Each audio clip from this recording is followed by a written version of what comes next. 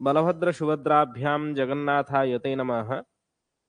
अचिंत्या व्यक्त रूपाय निर्गुणाय गुणात्मने समस्त जगदाधार मूर्तये ब्रह्मणे नमः।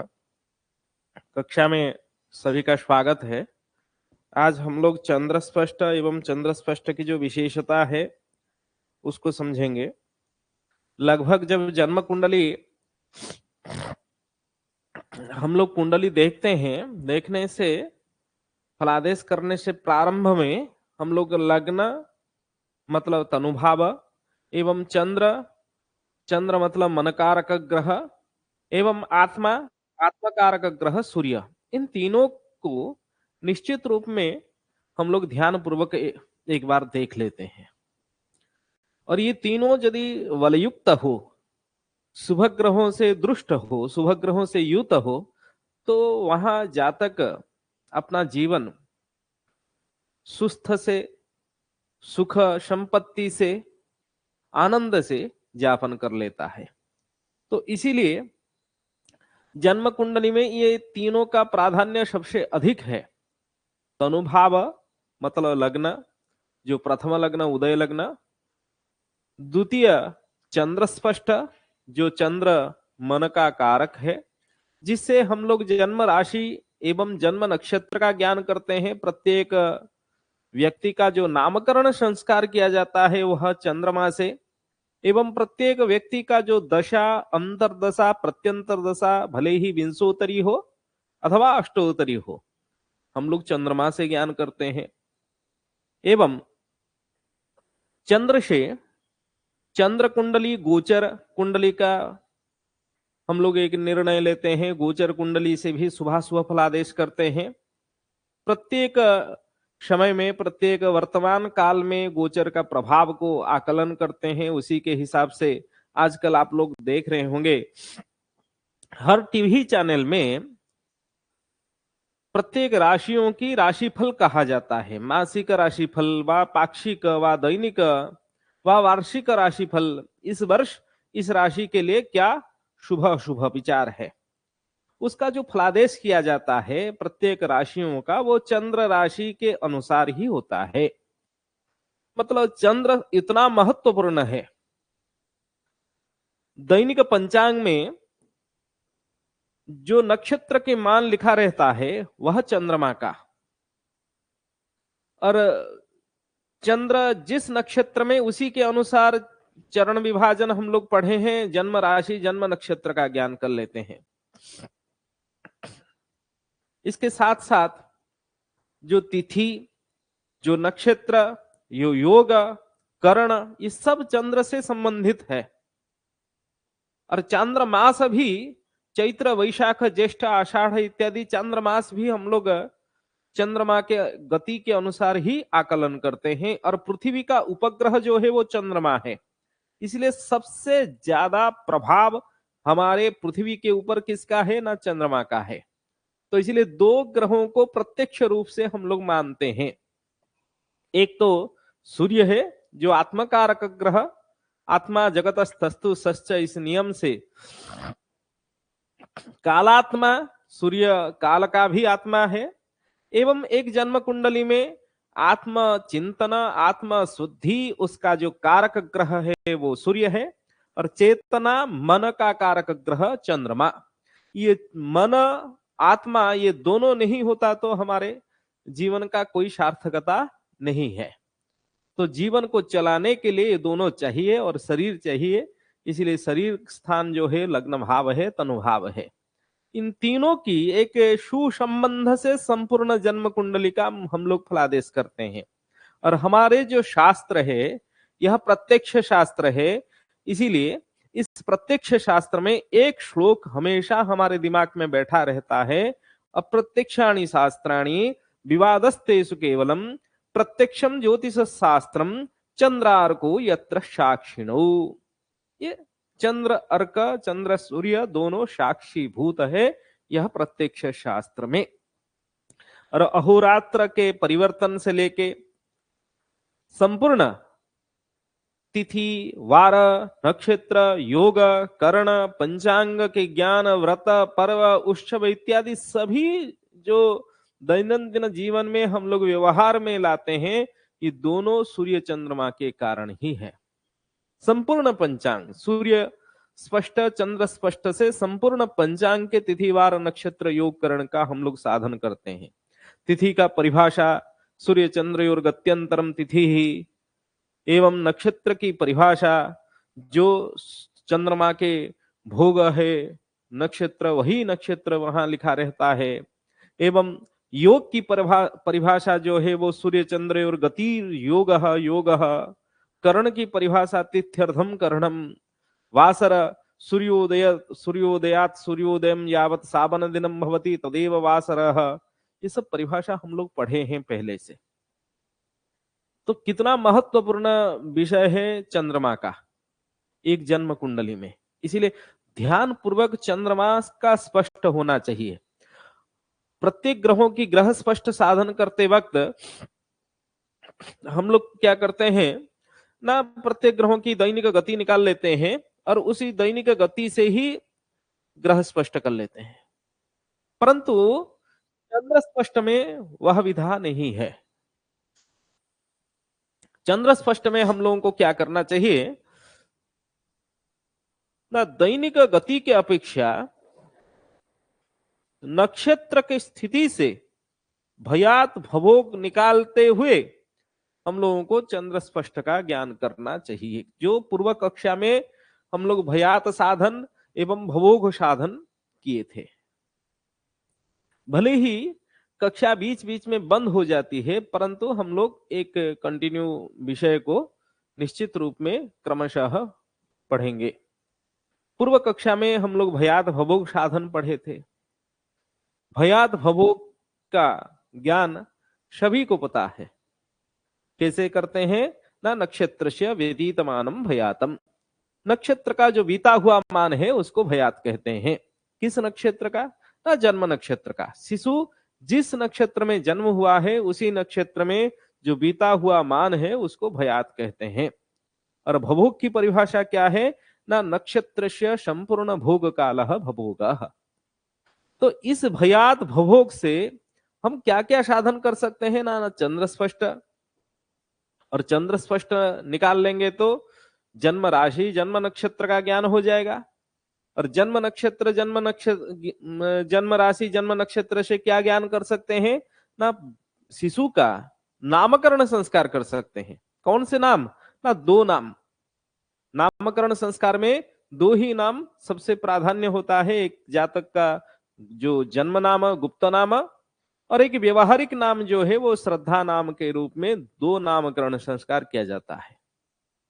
कुंडली बना के हम लोग जब देते हैं राशि नक्षत्रों के साथ जन्म नाम एवं जातक का जन्म नाम एवं श्रद्धा नाम दोनों बताते हैं। विंशोत्तरी दशा अंतरदशा कितना भुक्त है कितना भोग्य है उसको भी लिखते हैं कुंडली में। अष्टोत्तरी दशा अंतरदशा का साधन भी इसी भयात भवोग से भी हम लोग निकालते हैं। इतना महत्व है भयात भवोग का, समझ रहे हैं बात को। तो चंद्र स्पष्ट करने के लिए हम लोगों को सूत्र, एक श्लोक है, श्लोक को याद करना चाहिए। पहले तो भयात भवोग की श्लोक क्या है, गतर्क्षनाड़ी खरशेषु शुद्धा सूर्योदयादिष्ट घटीषु युक्ता भयात संज्ञा भवती हतस्य निर्जक्षनाड़ी सहिता भवोगः। याद रहा?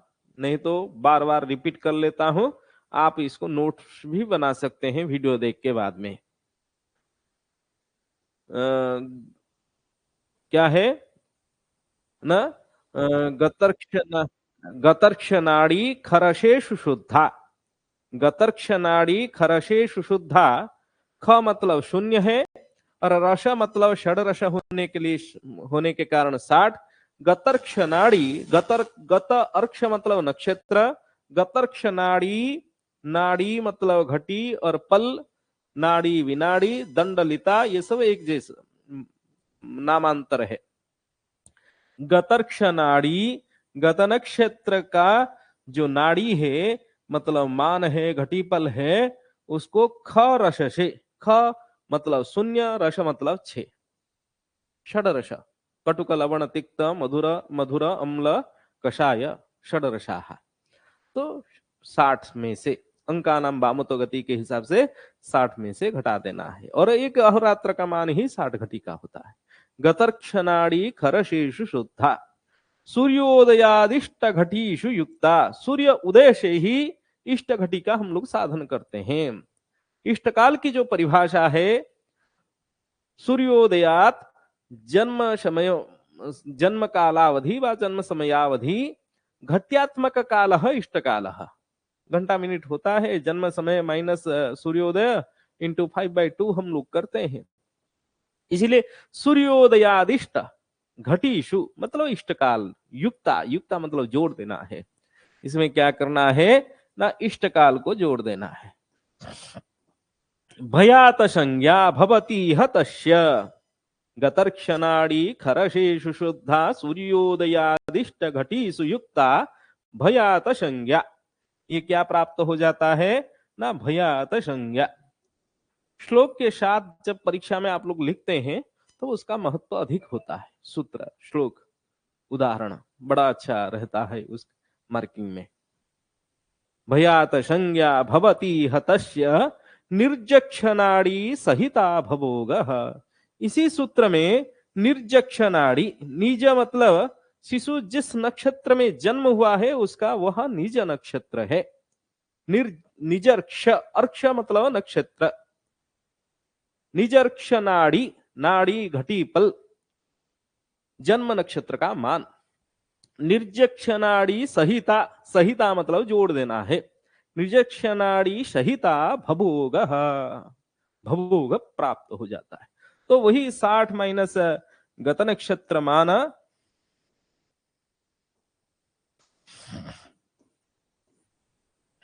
और प्लस जन्म नक्षत्र मान इजिकल टू भभोग, जो पूर्व कक्षा में हम लोग इसका उदाहरण के साथ समझे हैं। भभोग की ये सूत्र, ये दोनों सूत्र श्लोक के साथ आप लोगों को याद कर लेना है। इसके बाद जब चंद्र स्पष्ट में जाते हैं, चंद्र स्पष्ट की जो श्लोक है, खषडघ्नम भयातम, क्या जाता है उसमें सूत्र श्लोक, खषडघ्नम भयातम। ख मतलब शून्य, खम आकाशम, आकाशम शून्य, ख षड, खषडघ्न, घ्न मतलब गुणा करना है। खषडघ्नम भयातम,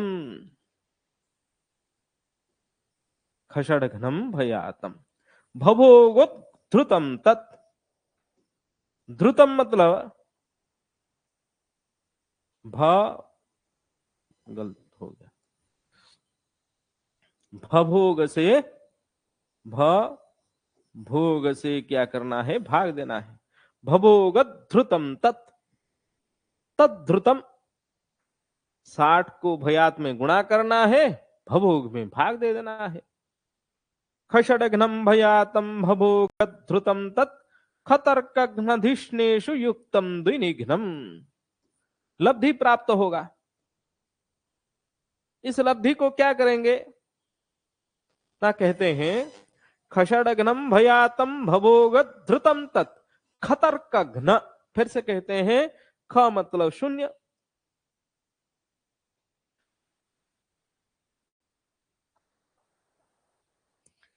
ख तर्क, तर्क दर्शन शास्त्र है। षड आस्तिक दर्शन, षड नास्तिक दर्शन, दर्शन की द्विविधा है, आस्तिक नास्तिकत्व। इसीलिए तर्क कहने से, दर्शन शास्त्र कहने से 6 को ग्रहण किया जाता है। ख तर्क घ्न धिष्णेषु, धिष्णेषु का अर्थ यह है नक्षत्रेषु। नक्षत्रेषु इस स्थान में गत नक्षत्र संख्याशु, जितने नक्षत्र बीत चुके हैं। जैसे पूर्व कक्षा में हम लोग जो उदाहरण लिए थे वो किस नक्षत्र, जन्म नक्षत्र क्या था, अनुराधा, अनुराधा था ना क्या आचार्य जी, हरिओम। जन्म नक्षत्र अनुराधा, गत नक्षत्र विशाखा। हरिओम, आवाज मेरा आ रहा है? तो गत नक्षत्र क्या था? आप तो कक्षा में थे ना, सुभाष झा जी भी थे उस दिन की कक्षा में। यूट्यूब चैनल से मेरे पी भारतम में से भी आप लोग वीडियो बाकी लोग तो देखे होंगे। हाँ, अनुराधा ही गत नक्षत्र था, ये जन्म नक्षत्र था। तो विशाखा क्या था? गत नक्षत्र। अनुराधा नक्षत्र एवं विशाखा नक्षत्र की संख्या कितना है? विशाखा नक्षत्र की संख्या, प्रत्येक नक्षत्रों की संख्या हम लोगों को याद करना चाहिए। यहां खतर्कघ्नधिष्णेषु कहते हैं। धिष्णेषु मतलब नक्षत्रेषु। नक्षत्रेषु कहने से इसका अर्थ क्या है ना? गत नक्षत्र संख्याशु, गत नक्षत्र संख्या में उसको गुणा करना है 60 को। तो यहां हम लोगों को गत नक्षत्र की संख्या कैसे पता चलेगी? विशाखा है गत नक्षत्र, उसका संख्या कितना है? कितना? 16। ठीक है, धन्यवाद। 16 है, क्योंकि 16, 17, 18 ये तीनों नक्षत्र वृश्चिक राशि में होते हैं। विशाखा, अनुराधा, ज्येष्ठा, याद रखना है नक्षत्रों की संख्या। तो हम लोग गत नक्षत्र संख्या मतलब कितना यहां गुणा करेंगे? 16 को गुणा करना है।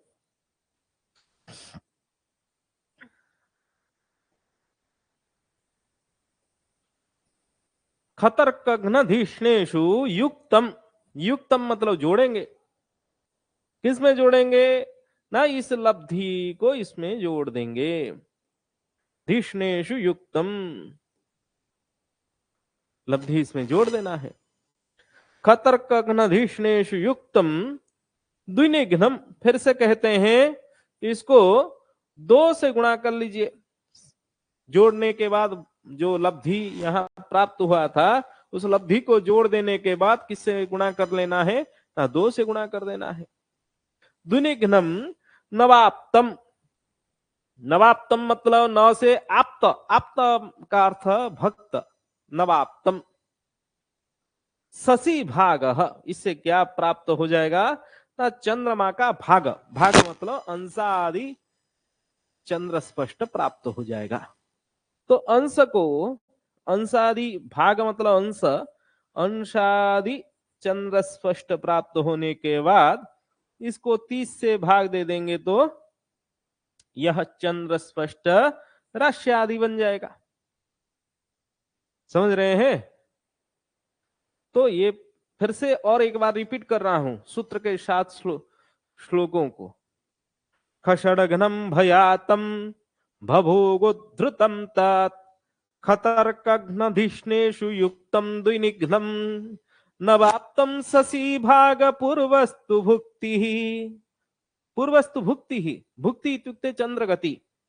चंद्र गति साधन करने की फिर से विधि बताते हैं, क्योंकि यहां हम लोग चंद्र गति से चंद्र स्पष्ट नहीं निकाल रहे हैं। प्रत्येक ग्रहों का, जो सूर्य, मंगल, बुध, गुरु, शुक्र, शनि, इन सभी ग्रहों का गति से हम लोग सूर्य ग्रह स्पष्ट निकालेंगे, ग्रह गति निकाल के, दैनिक गति से। परंतु यहां हम लोग नक्षत्र के भयात भवोग से ही चंद्र स्पष्ट का साधन कर रहे हैं। तो इसीलिए चंद्र स्पष्ट में जब गति निकालेंगे, चंद्र का गति, स्पष्ट गति, तो उसको भी भवोग से ही हम लोगों को निकालना है। इसलिए कहते हैं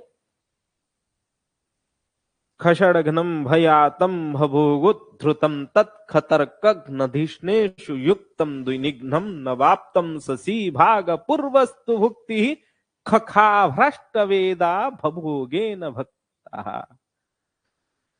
ख ख अभ्र अष्ट वेद, ख ख अभ्र अष्ट वेद, कितना हो गया? खखाभ्रष्ट वेद, ख ख ख शून्य शून्य शून्य अष्ट वेद, वेद मतलब 4 होता है। खखाभ्रष्ट, खखाभ्रष्ट वेद भभोगेन भक्ता, किससे भाग दे दे? ना भभोग से भाग दे दे, भक्ता मतलब भाग दे दे। तो चंद्र भुक्ति मतलब गति होता है, क्या प्राप्त हो जाएगा ना, चंद्र का गति प्राप्त होगा। इतना ही सूत्र है।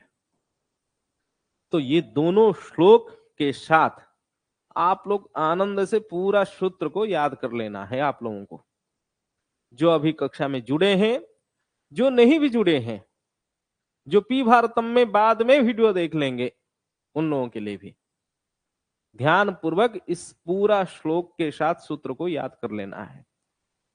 हमेशा के लिए कहीं भी आप जाइए, ये आपके लिए काम देगा। क्योंकि चंद्र स्पष्ट निकालने की कई विधा है, इसमें भी ये एक प्रक्रिया है।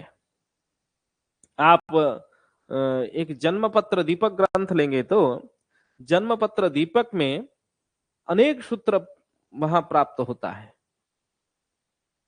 ठीक है, उसको भी देख लेना है। चलिए तो जी,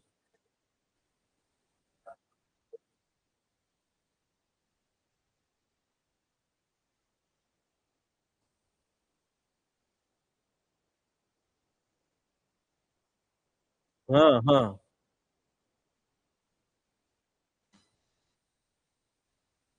हाँ, क्या है, क्या प्रश्न किए?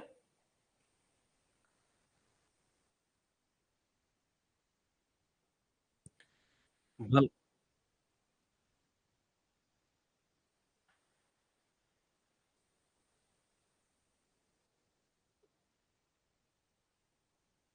हाँ हाँ हाँ हाँ हाँ हाँ हाँ, इसको इस 8 से पलात्मक भयात में गुणा करके पलात्मक भभोग से जो भाग देते हैं वो क्यों देते हैं, यही प्रश्न है ना।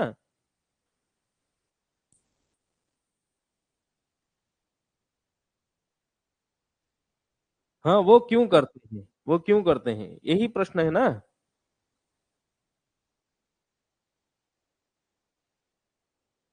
ठीक है ठीक है, ठीक ठीक है, मैं समझ गया आपका प्रश्न। हेलो, चलिए, ये 60 जो है वो अहोरात्र का मान है। अहोरात्र कितने घटी का होता है ना, 60 घटी के होते हैं। ये भयात को आप पलात्मक बनाने के लिए गणित में कहा जाता है, आप पलात्मक ना भी बनाए तभी भी चलेगा। भवोक को भी पलात्मक बनाने के लिए कहा जाता है। तो पलात्मक भयात, पलात्मक भवोक दोनों एक रूपता हो जाती है। लेकिन यहाँ जो 60 लिखा हुआ है वो अहोरात्र के घट्यात्मक मान है। जैसे संपूर्ण जो भभोग का मान है वो जन्म नक्षत्र का भोग काल को भभोग कहते हैं। तो भयात से हमेशा भभोग का मान अधिक रहता है, हम लोगों को सभी को पता है। तो एक 60 भवो पलात्मक भभोग में बा केवल भभोग में यदि 60 घटी का एक अहोरात्र होता है, अभिष्ट जो जन्म नक्षत्र के जो बीता हुआ मान में, बीता हुआ मान मतलब भयात, उस भयात में कितना प्राप्त होगा वही यहां लब्धि के रूप में हम लोगों को प्राप्त होता है। मतलब एक अहोरात्र के मध्य में पलात्मक भवोग में यदि 60 घटी का एक अहोरात्र होता है, अभिष्ट जो जन्म शिशु का जन्म जिस समय में हुआ है उसी समय में जन्म नक्षत्र का बीता हुआ मान को हम लोग भयात कहते हैं। इतने अभिष्ट भयात में अभिष्ट बीता हुआ जन्म नक्षत्र के मान में कितना, ये प्रश्न है। जैसे मैं कहूं 5 रुपया में यदि आपको 2 पेन मिलते हैं, 5 रुपया में क्या मिल रहे हैं, पेन मिल रहे हैं, तो 10 रुपया में कितने पेन मिलेंगे, आप तुरंत कहेंगे 4 पेन। तो 10 रुपये में मिलेंगे क्या ना, पेन मिलेंगे। तो इसमें एक रूपता समरूपता किसमें है ना, दोनों रुपये में।